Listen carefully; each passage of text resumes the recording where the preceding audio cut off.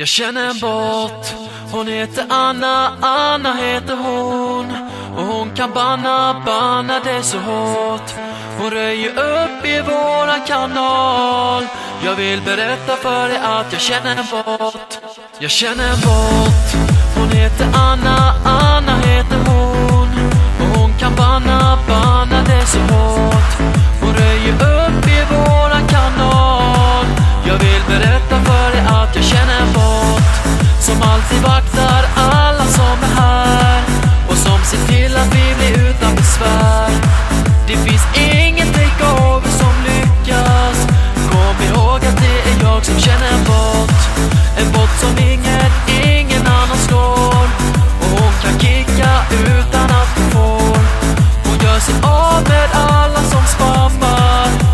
Ja, ingen kan slå våran bot.